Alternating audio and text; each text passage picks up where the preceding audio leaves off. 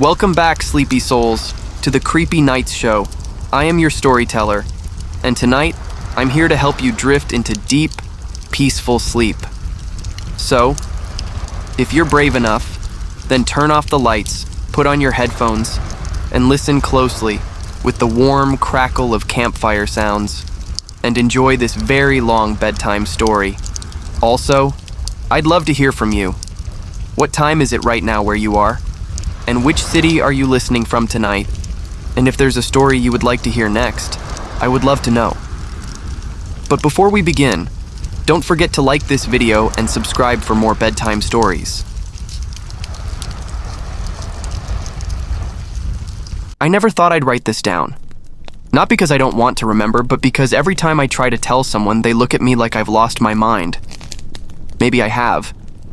But if I don't share it, then it's like that place still owns me. This happened nearly 20 years ago when I was 26 and desperate for work.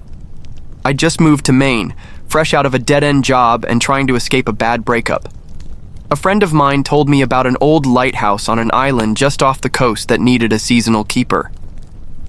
The pay wasn't much, but it came with a roof over my head, and more importantly, distance. The ferry captain who dropped me off that gray, rainy morning refused to dock all the way.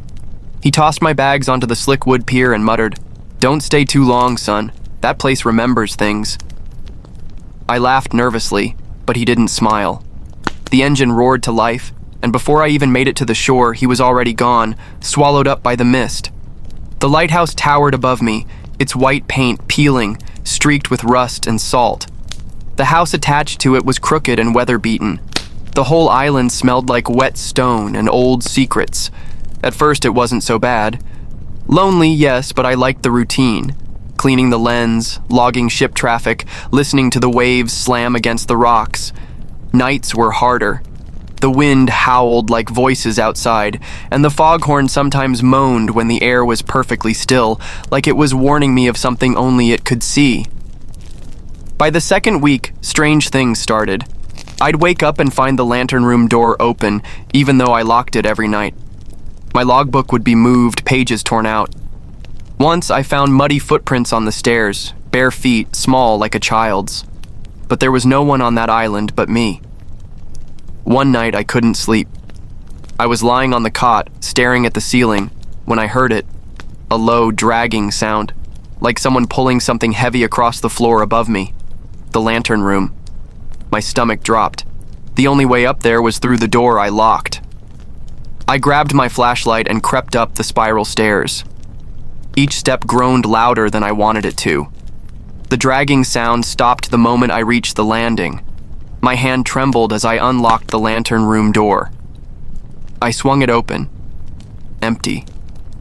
The giant Fresnel lens sat silently in the middle, gleaming in the beam of my flashlight. Nothing was out of place. No footprints, no ropes, just silence.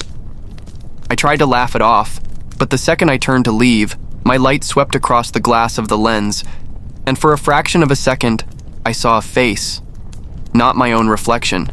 Someone else's. A woman.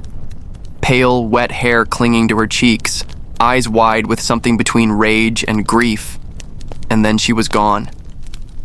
I stumbled back so fast I nearly broke my neck on the stairs. I locked the door behind me and didn't sleep the rest of the night. The next morning, I told myself it was a trick of the light. Isolation playing games with my mind. But when I went out to the shore to clear driftwood, I found something half buried in the rocks. A shoe.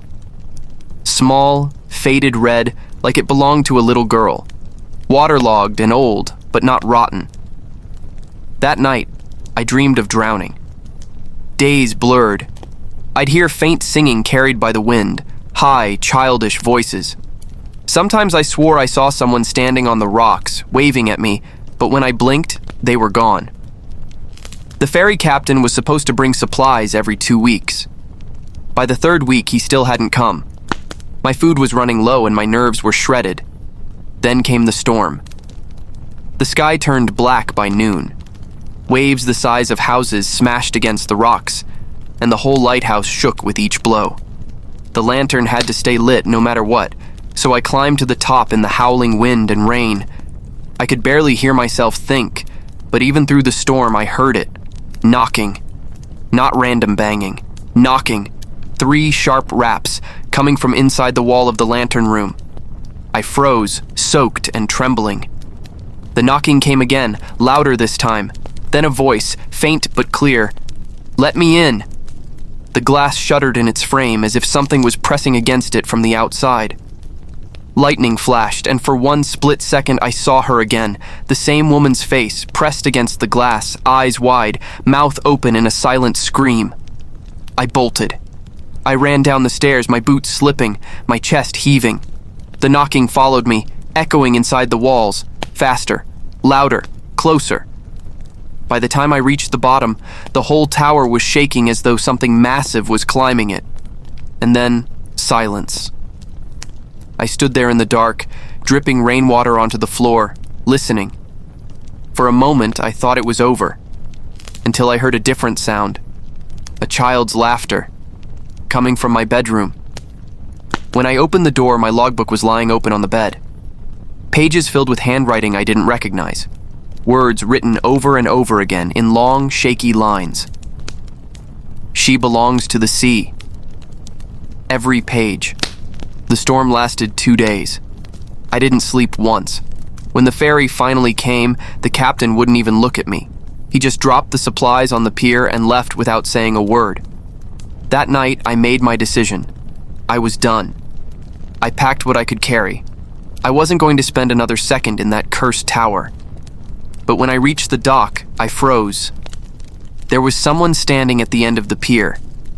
A little girl in a faded red dress. She was barefoot, dripping wet, her hair hanging like seaweed across her face. She raised her head slowly, and I swear to God, her eyes glowed pale in the moonlight. She lifted her hand, pointed back at the lighthouse, and whispered, "She's waiting." My bags fell into the water. I couldn't move, couldn't breathe. And then...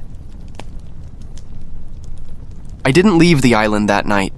I couldn't. My legs wouldn't move, and my brain felt like it was wrapped in wet cloth. The girl in the red dress had already vanished when I finally blinked, but the echo of her voice, "She's waiting," was carved into my skull. I spent the next morning pretending none of it had happened. I forced myself into the routine, polishing the lens, checking the log, writing down weather conditions. But I noticed small differences. My handwriting looked shaky, like it wasn't fully mine anymore.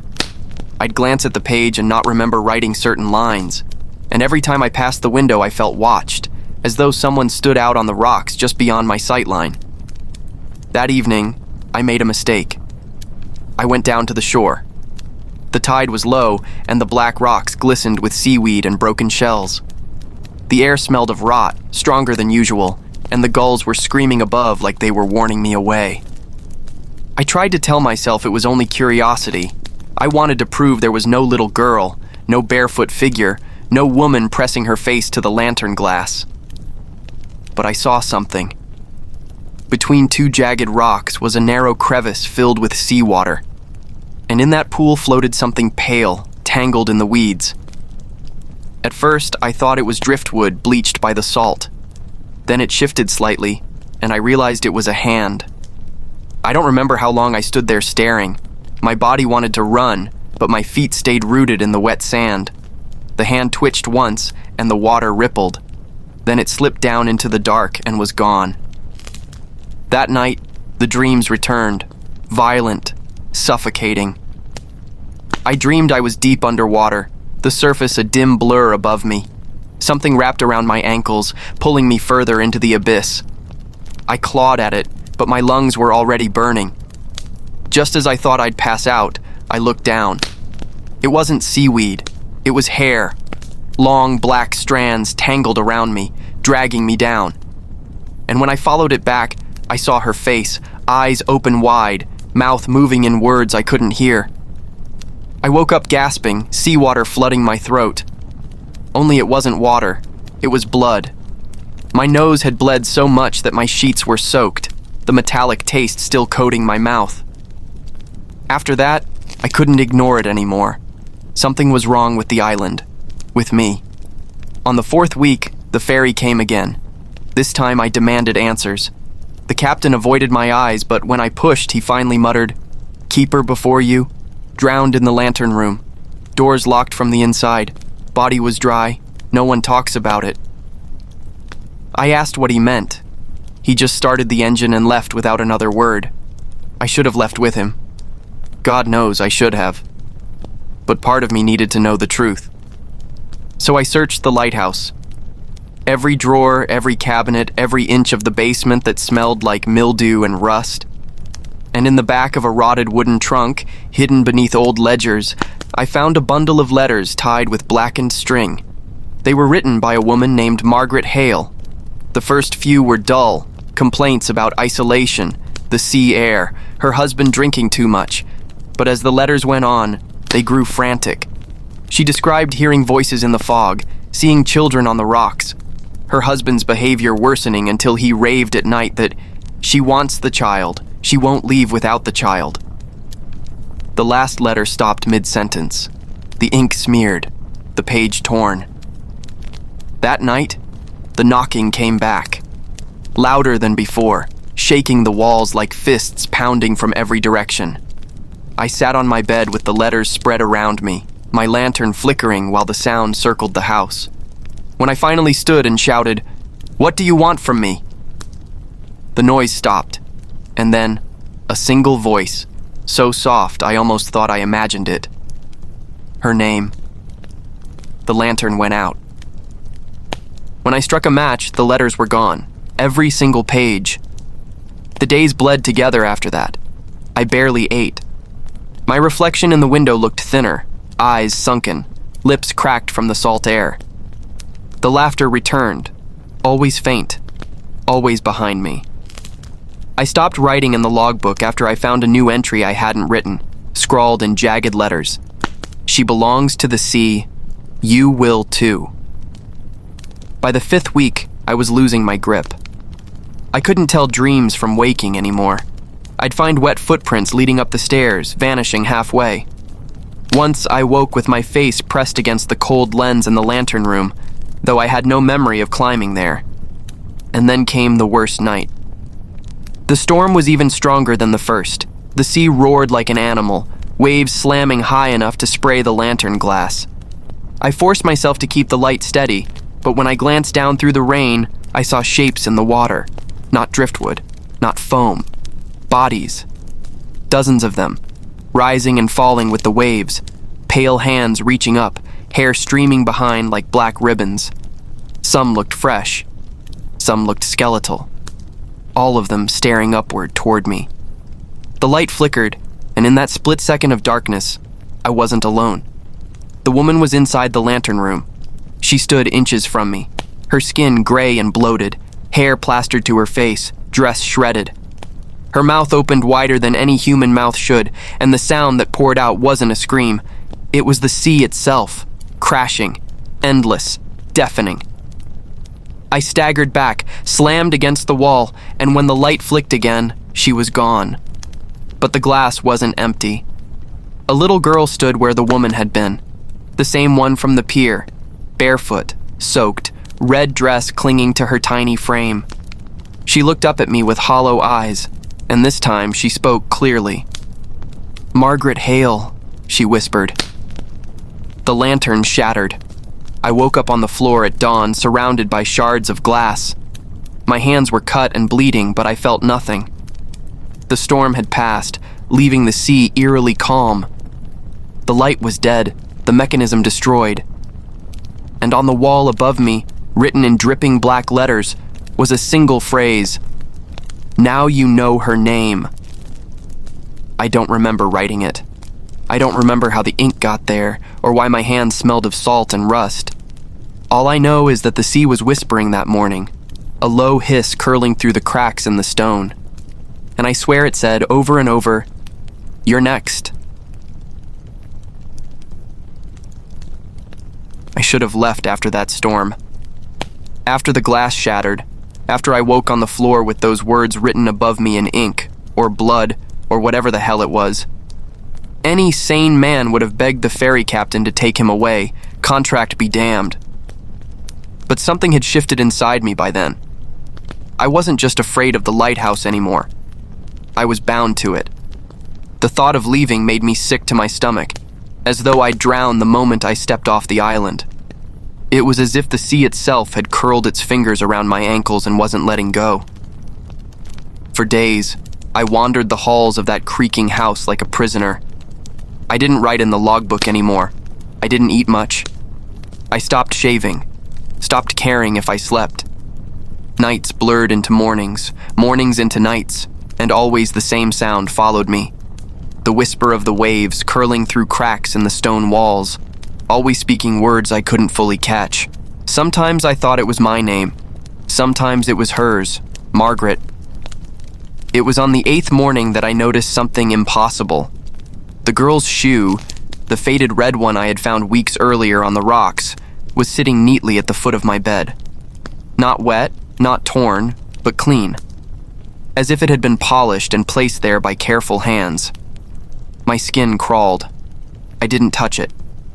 But when I returned that evening, it was gone. I tried to keep my sanity by setting a routine again, but the island fought me at every turn. I would clean the lantern room, only to find it filthy again the next hour, streaked with brine and seaweed.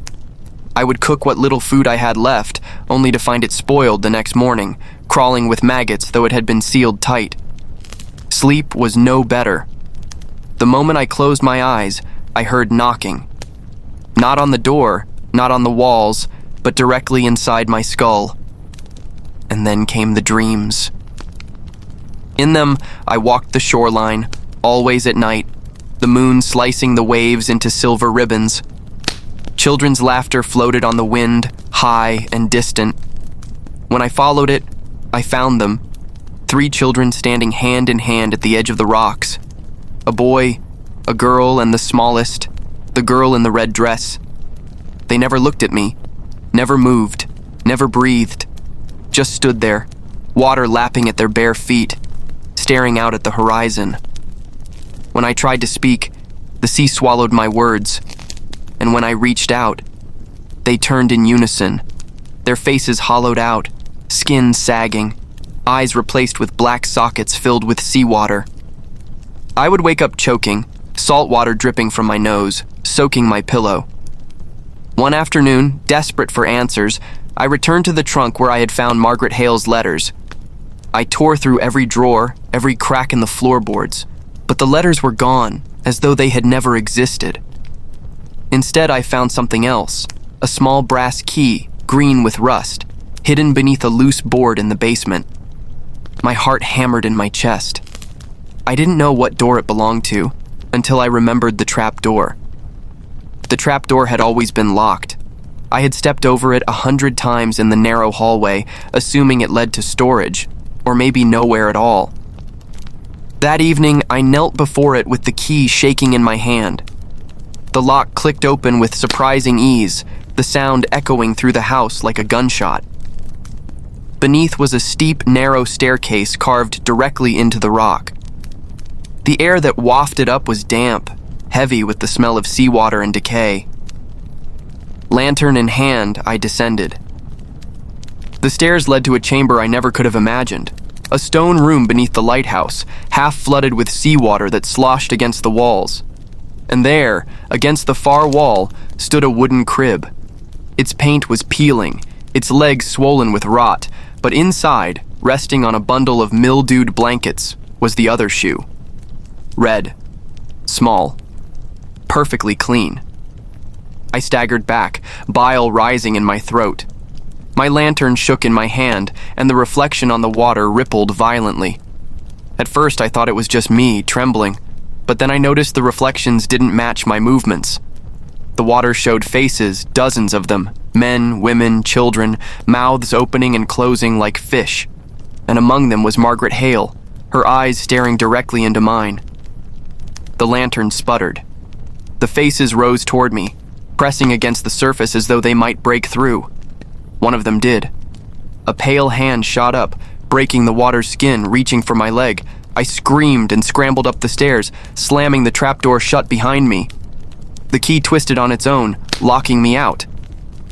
That night, I heard the crying, It was faint at first, drifting up through the floorboards as though from a great distance.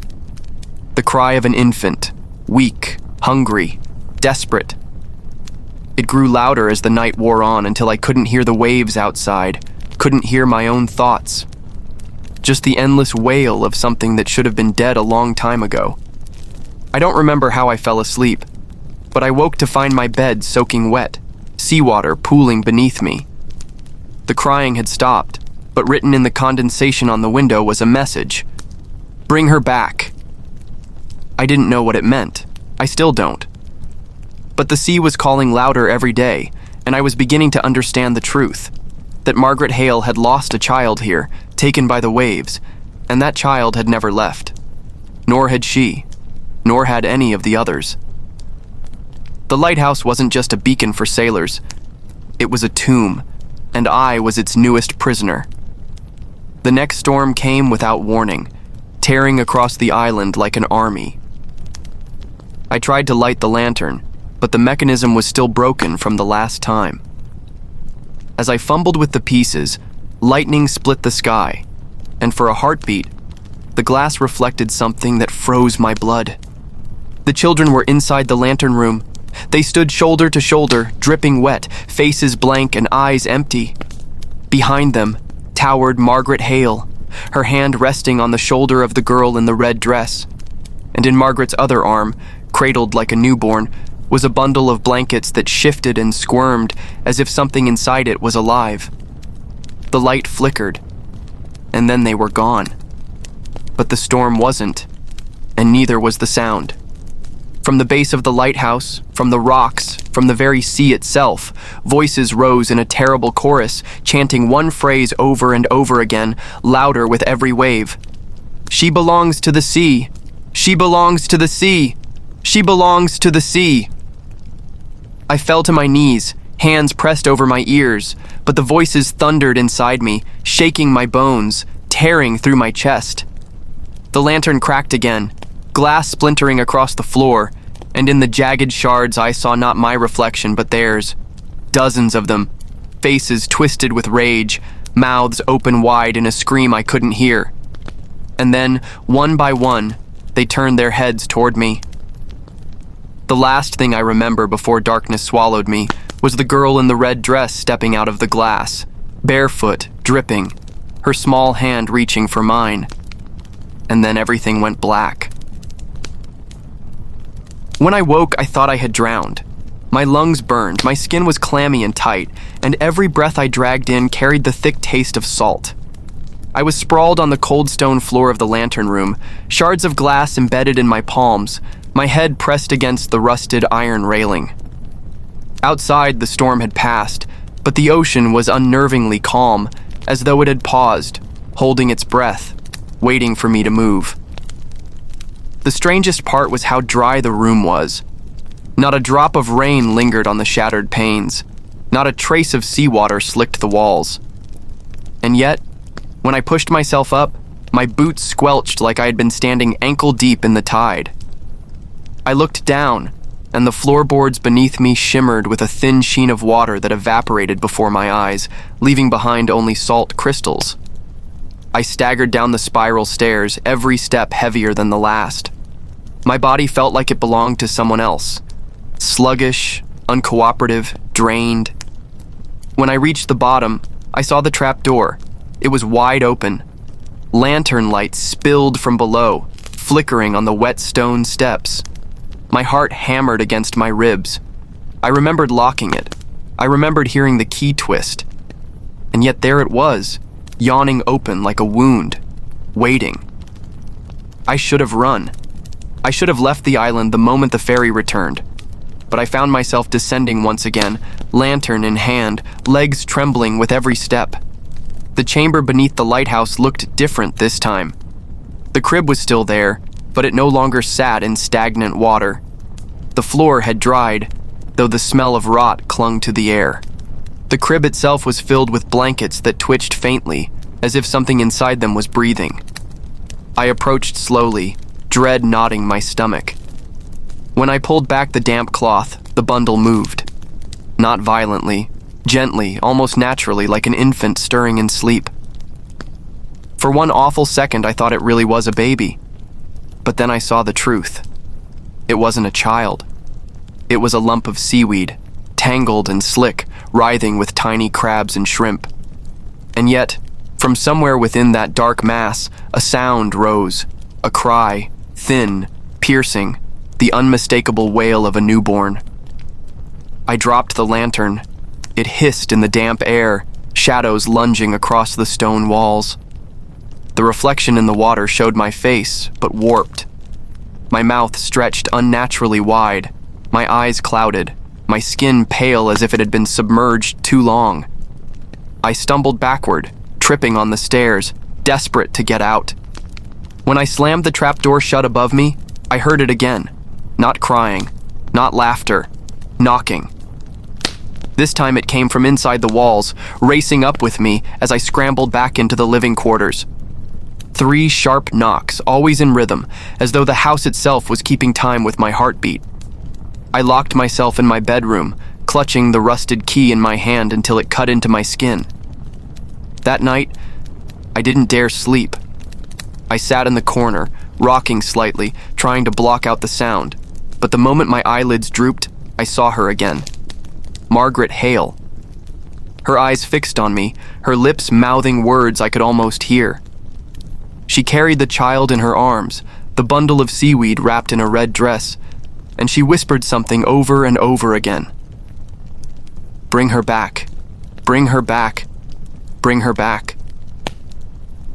By the 9th week, I had stopped pretending I was sane. I talked to myself. Sometimes out loud, sometimes only in my head. I stopped keeping track of the days, stopped marking the log, stopped lighting the lantern when the storms came. I knew the sea would claim whatever it wanted, no matter what I did. The light wasn't there to save sailors. It was there to feed something else. The ferry stopped coming altogether. Supplies ran out. Hunger gnawed at me until I was dizzy, weak, barely able to stand. That was when the whispers changed. They no longer just said my name or Margaret's. They offered bargains, promises. 1 step into the water, and you will be free. Give her what she wants, and you may go. The child. Bring back the child. I resisted for as long as I could, but hunger is cruel. Loneliness is worse. One night, half mad with exhaustion, I carried the shoe, the little red shoe, down to the shore. I held it above the tide, the waves reaching hungrily for it. I thought, foolishly, that maybe this was what she wanted. A return, a token, an offering. The moment the waves swallowed it, the sea came alive. Hands broke the surface, dozens of them, clawing, grasping, pulling at my legs. I screamed and staggered back, but the tide surged forward unnaturally, chasing me up the rocks. Faces broke the surface, waterlogged and pale, mouths opening in unison to scream a single word. No! I barely escaped back into the lighthouse, collapsing against the door. The sound of fists pounding on the walls followed me inside, a furious roar of rage and rejection. The shoe had not been enough. It had never been about the shoe.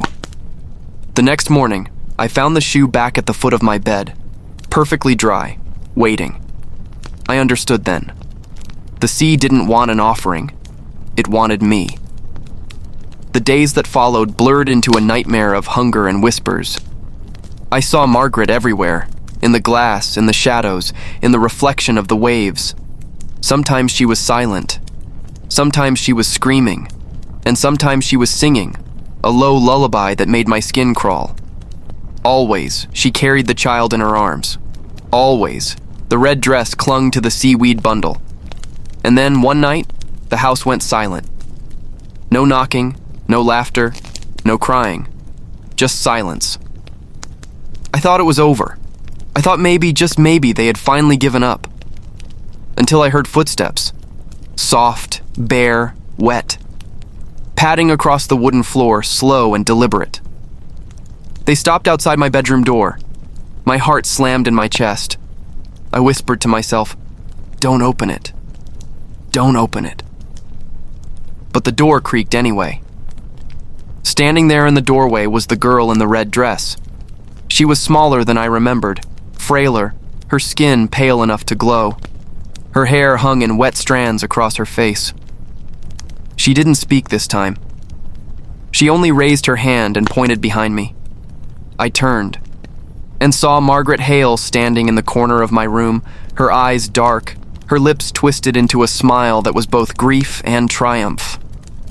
She stepped forward slowly, cradling the bundle in her arms, and for the first time, I heard what was inside it.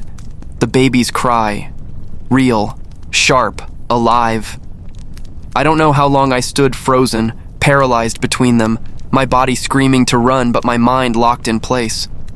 The last thing I remember is Margaret holding out the bundle toward me, her voice low and commanding, "Take her," and my hands moving on their own. I never believed in curses. I used to laugh at stories of haunted houses and restless spirits, brushing them off as bedtime tales meant to scare children. But that was before I spent a single night inside the Gallows Point Lighthouse, a place locals whispered about but avoided at all costs. I didn't go there seeking thrills or answers. I went because I was desperate. And what happened inside those walls is burned into my memory like scars that will never heal. It began in early September, when I was fresh out of work and short on rent. My uncle, a retired Coast Guard officer, offered me a week's job watching over the abandoned lighthouse on the Maine coast. The county was running inspections before deciding whether to restore or demolish it. My job was simple. Stay overnight, make sure no vandals broke in, keep the generators running, and log any unusual weather data. Easy money, I thought. A week of solitude by the ocean. Quiet, simple, maybe even relaxing. When I first arrived, the lighthouse stood against the storm-gray sky like a giant skeletal finger. Its white paint was flaking, its iron railing rusted, and the lens room at the very top reflected no light, just a black emptiness staring back at me. The cottage next to it, once home to the keepers, was boarded up. Everything about the place carried the heavy weight of abandonment. Inside, the air smelled of mold and brine. My boots echoed on the spiral staircase as I explored. I counted 7 landings before reaching the lantern room, though my uncle swore there should only be 6. That detail nagged at me, but I chalked it up to bad memory. I set up my sleeping bag in the lowest room and tried to make the place feel less hostile, but the sound of waves crashing against the rocks seeped through every crack in the walls, making sleep feel distant. The first night passed uneventfully, though I thought I heard faint tapping on the glass of the lantern room above me. By the second night, I was already uneasy. At exactly 2:17 a.m., the generator shut off for no reason. I trudged outside to reset it, but as I glanced up, I saw light spilling from the top of the lighthouse. Not my flashlight, a beam. A steady, sweeping beam, cutting across the ocean like it had a century ago. I froze because the lens mechanism had been removed decades earlier. I told myself it had to be a trick of the moonlight. But when I went inside again, the air had changed. The salty dampness carried a chill, like a draft coming from nowhere. And that's when I noticed the door on the 5th landing, a door I hadn't seen before. It was narrow, with rusted hinges and peeling paint, but it was ajar, and beyond it was a small chamber. Inside, I found something impossible. The room was circular, lined entirely with mirrors, tall, warped antique mirrors that seemed older than the lighthouse itself. Each one reflected me, but not quite as I was. Some showed me thinner, older, or wearing clothes I didn't own. In one, my reflection stood with its head tilted at an unnatural angle, as if its neck had been broken. My stomach churned. I backed out, slamming the door shut. The next day, I searched for that door again in the daylight. It was gone. The wall was seamless stone. I touched it, knocked on it, even measured the steps between landings. The 5th floor was solid, empty, just storage barrels and dust. Yet that night, when I climbed the stairs, the door was there again, open wider this time, as though inviting me inside. I didn't go in. Not then. But I couldn't ignore what I saw when I glanced at the mirrors from the doorway. The reflections weren't of me anymore. They showed the lantern room at the top, with shadowy figures pacing in circles, their faces blurred, their bodies jerking in unnatural motions like marionettes with tangled strings. One paused and turned toward me. Though faceless, I felt its gaze lock on mine. By the fourth night, sleep was impossible. Every time I closed my eyes, I dreamed of climbing the spiral stairs endlessly, never reaching the top. Sometimes I saw myself walking down instead, but my body never stopped. It just kept circling downward into a dark abyss. I'd wake drenched in sweat, my ears filled with the sound of someone whispering right against my skin. On the fifth night, I gave in. I stepped fully into the mirror room. The air was freezing, my breath fogging in front of me.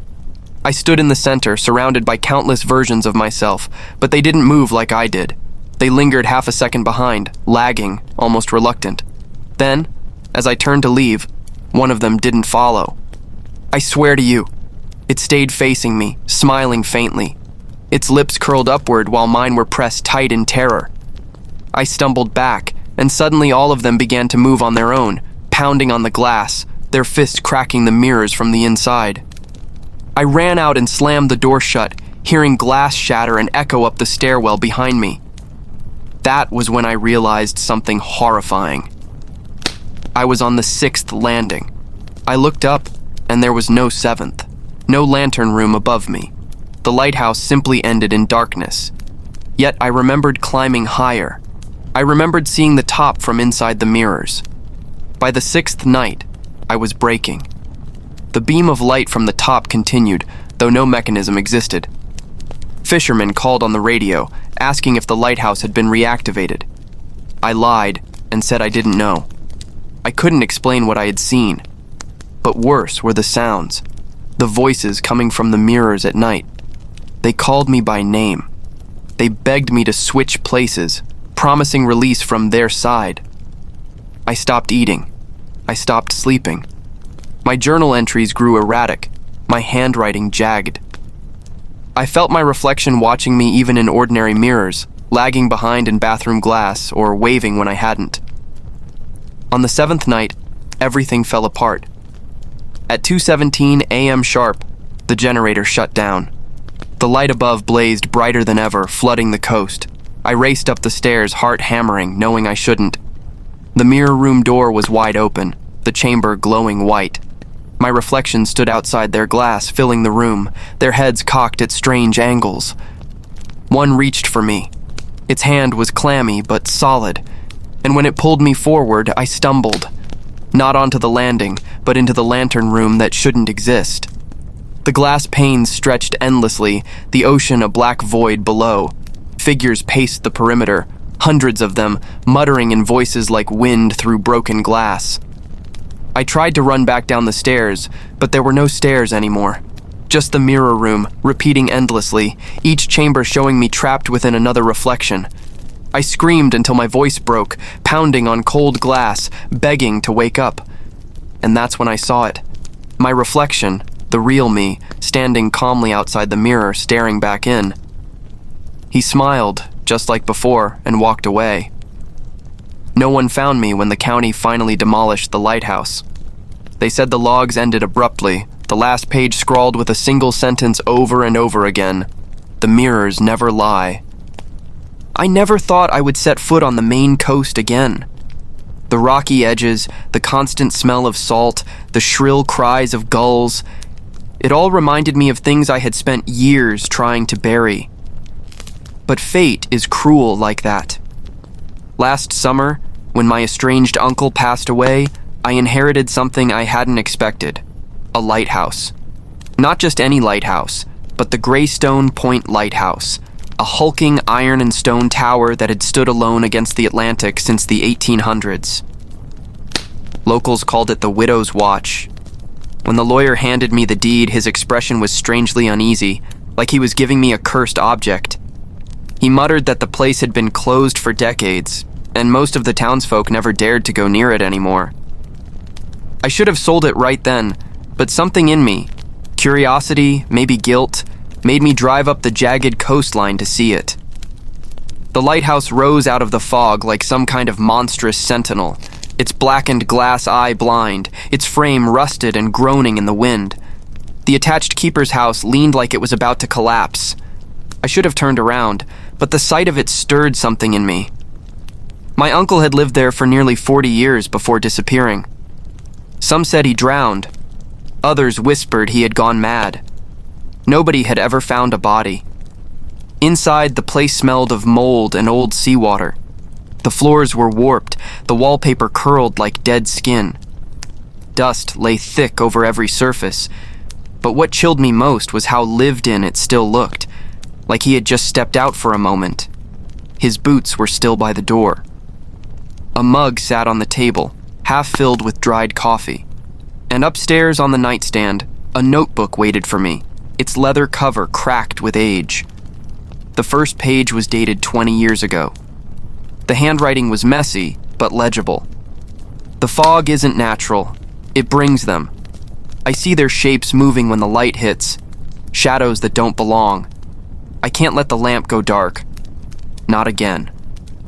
My uncle had written dozens of entries like this, rambling about figures in the mist and something he called the Watcher.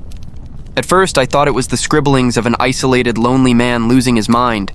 But then, on my first night there, I saw it. The fog rolled in thick from the sea, swallowing the rocks, erasing the horizon. I sat by the broken lamp room at the top, looking out through fractured glass. The silence pressed against my ears. Then I noticed something shift below. At first, I thought it was just fog drifting, but no, the shape was wrong, too solid, too deliberate. A figure stood on the rocks, tall, impossibly still, its face turned up toward me. My heart nearly stopped. When I blinked, it was gone. I told myself I was overtired, jet-lagged from traveling, and the brain invents tricks in fog. But the next night, it happened again. And this time, there were more of them. 3 shadowy figures stood at the base of the lighthouse. I could see their outlines shifting in the moonlight, half swallowed by fog, their bodies unnaturally elongated, their movements strange, like jerks of a puppet's string. I watched them all night, and they never moved closer, never farther, just staring. By dawn, they were gone. The journal entries suddenly didn't feel so crazy. My uncle's words looped through my head. I can't let the lamp go dark. Not again. But the lamp was dark. The mechanism hadn't worked in decades. A storm had smashed the glass lens years ago. Yet, on the 3rd night, I woke to blinding light flooding my room. I bolted upright, certain I was dreaming. The beam of the lighthouse swept over the waves, bright and alive, just as it had in old photographs. I staggered upstairs, heart hammering. The massive lamp rotated smoothly, humming as if freshly oiled, its glass prism shining like new. My reflection warped across the lenses. For a moment, I almost smiled, thinking maybe I wasn't alone here after all. But then I noticed something in the reflection. Behind me in the spiral stairwell stood a tall, dark shape. I spun around. Nothing. Just shadows on rusted metal. I backed away, every nerve on fire, until I bumped against the lamp's railing. That's when I realized something else. The journal wasn't finished. I had stopped reading after a few entries, but at the very back, my uncle's final words were scrawled, jagged and desperate. If the lamp shines, don't look in the glass. That's how he gets in. The moment I read it, the lamp's reflection shifted again. This time, I didn't dare turn. In the glass, the figure loomed closer, towering over me. Its head bent at an unnatural angle, its body blacker than shadow. I could hear it breathing, ragged, wet, wrong. My legs finally responded, and I bolted down the stairs, slamming the door behind me. I didn't sleep that night. The following days blurred into paranoia. Every time the fog rolled in, I swore I saw movement at the edges. The shadows were multiplying. Sometimes I heard knocks at the door, slow and deliberate. Once, I found wet footprints in the hallway leading to my bedroom. Bare, human-like, but impossibly long. I tried leaving. I packed my bag, shoved the journal inside, and sprinted to my car. But when I turned the key, nothing happened. The battery was dead. Worse, The fog had thickened, swallowing the narrow road. It was like the world beyond the lighthouse had been erased. I was trapped. That night, I heard my uncle's voice. At first, faint, like a whisper through the walls. Then louder, calling my name, begging me to keep the lamp lit. I wanted to believe it was just my mind cracking, but when I climbed to the lamp room, the journal was open to a page I hadn't touched. The ink looked fresh, and the words chilled me to the bone. He is not me. Don't listen. He wants you to believe. Don't let him out. I stared at the page, my uncle's warning echoing in my skull. My hands trembled. If that voice wasn't him, then who or what was it? The fog pressed harder that night, wrapping the tower in a suffocating shroud. The lamp blazed brighter than ever, though I hadn't touched the mechanism. Shadows swarmed below like a congregation waiting for something.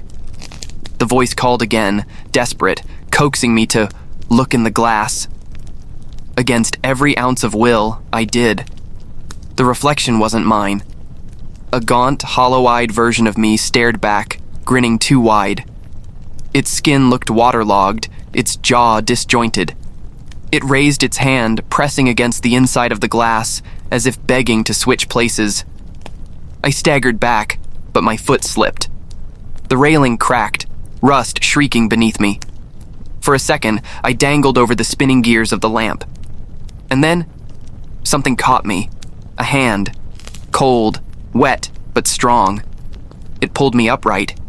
I gasped in terror, staring into the face of my uncle. Or at least something wearing his face. His eyes were black pits, his mouth stretched in that same unnatural grin.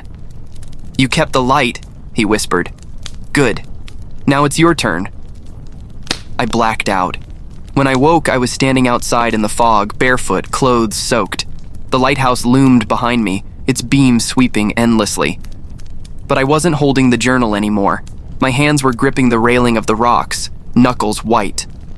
And below me, dozens of figures swayed in the mist, staring up in silent devotion. I tried to scream, but no sound came out. My reflection in the wet stones grinned back at me, lips moving with words I hadn't spoken. The watcher is free. I never expected to inherit a lighthouse. When my uncle, an eccentric, reclusive man who'd spent his entire life tending the glass beacon off the coast of Maine, passed away, his lawyer sent me a thick envelope. Inside was a handwritten letter and a single brass key. The letter said in my uncle's shaky script, "Keep the light burning no matter what. Never let it go dark. If it does, you'll see them." At first, I thought it was just the ramblings of an old man too used to the isolation of sea winds and salt. But then I realized the key was to the iron lock on the lighthouse's heavy oak door. I wasn't planning to stay, but curiosity and a strange pull made me drive up the coast to see it for myself. When I arrived, the lighthouse was unlike any I'd seen before. It wasn't a squat whitewashed tower like the ones that dot postcards. No, the glass beacon was tall, thin, and wrapped in panes of smoky glass that shimmered in the gray daylight. From a distance, it almost looked alive, breathing with the tide. Inside, the spiral staircase coiled upward like the spine of some beast. The air smelled of brine and oil, and every footstep echoed too long, like the walls were hollow. At the very top, the lantern room was encased entirely in glass, giving me a view of endless black waves stretching into forever. I thought about selling it, of course. What use did I have for an old lighthouse? But that night, when I stayed for the first time, I discovered why my uncle had insisted I never let the light go dark. It started around 2 a.m. I was sitting in the lantern room, oil lamp lit, journal in hand, trying to convince myself this was just a building like any other. But then, out at sea, I noticed shapes. At first, I thought they were boats. Fishermen working late, or maybe shadows of rocks. But they weren't. The shapes were tall, impossibly tall, like figures rising out of the water itself. They had no detail, just towering silhouettes. I blinked, rubbed my eyes. They were gone. When I looked down at the glass panes, though, I nearly dropped the lamp. Reflected in the smoky glass, I didn't see myself. I saw my uncle standing right behind me, his eyes wide, his lips moving as if whispering something I couldn't hear. I spun around. No one was there. The lamp flickered. The light above me hummed, dimming. That was when the knocking began. At first, faint taps on the outside of the glass. Then louder, more urgent. Tap, tap, tap, tap, tap. Like dozens of hands, or claws, were begging to be let inside. The sea was empty. Nothing touched the glass. And yet, when I leaned closer, I saw faces pressing against it from the other side. Pale, distorted faces, as if they were drowned long ago, eyes wide with hunger, lips pressed flat. I screamed, stumbled back, nearly dropped the lamp. The light in the beacon flared again, bright and strong, and just like that, the faces melted back into the sea. That night, I didn't sleep. The days that followed blurred into a haze of dread. Every night, without fail, the figures would rise from the water, always at the same hour, always in silence. They never made it into the lantern room as long as the light stayed lit. But if the flame flickered, if the light so much as dimmed, the glass would darken with their shapes, pressing, reaching, clawing to get in. I searched my uncle's old desk for answers. Beneath yellowed logs and shipping records, I found another letter. This one wasn't written to me. It was addressed to the next keeper. It said, "The light keeps them back. Do not trust the glass. It shows what they want you to see. They whisper in the cracks. They beg in the storm. If you ever hear your name, do not look." I didn't understand what he meant until the third night. The storm rolled in fast, thunder splitting the sky, rain battering the tower. I was fighting to keep the lantern steady when I heard it. A voice. My mother's voice. "Ethan. Ethan, please let me in. I'm cold." It came from outside the glass. I froze. My mother had been dead for years. Slowly, against every instinct, I turned toward the sound. Through the watery blur of the storm, pressed against the glass, was her face. Pale, soaked, hair plastered to her cheeks. She looked exactly as she had the day we buried her. "Ethan, open the door." I staggered back.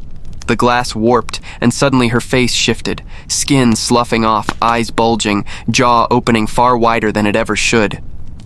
I clamped my hands over my ears, shut my eyes, and prayed for dawn. When the first light of morning spilled across the water, the glass cleared. The sea was empty once more. By the fifth night, I was unraveling. The light was my lifeline, but the oil was running low.